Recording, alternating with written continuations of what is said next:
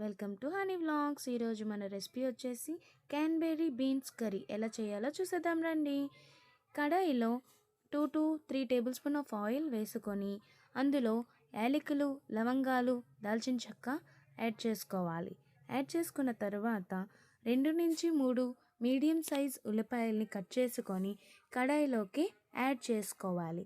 Add చేసుకున్న తర్వాత కొంచెం సాల్ట్ వేసుకొని దోరగా వేయించుకోవాలి. వేయించుకున్న తర్వాత 2 నుంచి 3 మీడియం సైజ్ టమాటాలని కట్ చేసుకొని కడాయిలోకి యాడ్ చేసుకోవాలి. యాడ్ చేసుకున్న తర్వాత దాన్ని బాగా మగ్గించే వరకు కలుపుతూ ఉండాలి. కలిపిన తర్వాత చల్లారబెట్టుకోవాలి. ఈలోపు మనం మిక్సీ జార్లోని 2 to 3 టేబుల్ స్పూన్ ఆఫ్ జీడిపప్పుని తీసుకొని తర్వాత ఈ పేస్ట్ని కూడా అందులో వేసుకొని బాగా గ్రైండ్ చేసుకోవాలి. గ్రైండ్ చేసుకున్న తర్వాత ఇలా వచ్చిన ప్యూరీని పక్కన పెట్టుకొని మరో కడాయిలో 2 to 3 tablespoon of oil add చేసుకొని అందులో షాజీరాను వేసుకొని వేయించుకోవాలి. వేయించుకున్న తర్వాత అల్లం వెల్లుల్లిపాయ పేస్ట్ని యాడ్ చేసుకొని పచ్చివాసన పోయేదాకా బాగా వేయించుకోవాలి. వేయించుకున్న తర్వాత మనం గ్రైండ్ చేసిన ప్యూరీని ఇందులో యాడ్ చేసుకోవాలి. లో టు మీడియం ఫ్లేమ్లోనే ఉంచుకోవాలండి. రుచికి తగినట్టుగా సాల్ట్ యాడ్ చేసుకొని కలుపుతూ ఉండాలి. మాడిపోకుండా ఆయిల్ సపరేట్ అయ్యేదాకా మనం దగ్గరుండి కలుపుతూ ఉండాలి.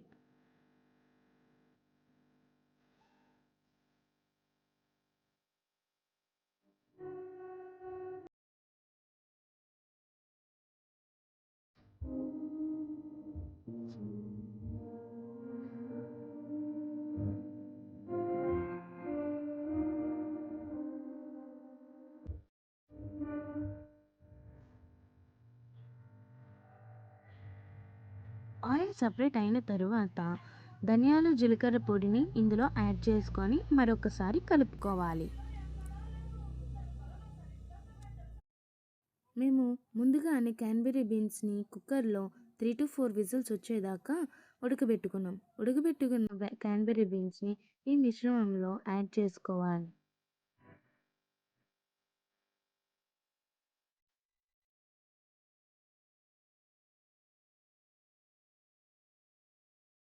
యాడ్ చేసుకున్న తర్వాత మొత్తం బాగా మిక్స్ అయ్యేదాకా బాగా కలపాలి.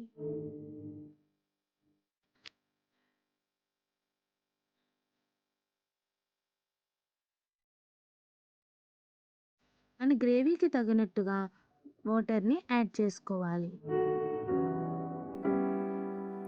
యాడ్ చేసుకున్న తర్వాత బాగా మిక్స్ అయ్యేలాగా కలపాలి.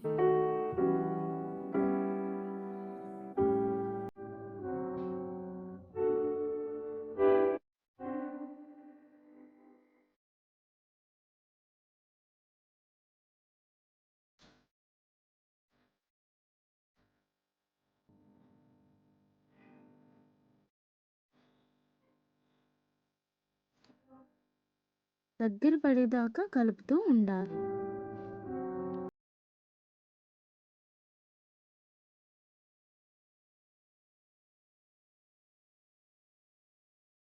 దగ్గర పడిన తర్వాత కొత్తిమీరని యాడ్ చేసుకొని రైస్లోకైనా చపాతీలోకైనా సర్వ్ చేసుకుంటే చాలా టేస్టీగా ఉంటుంది.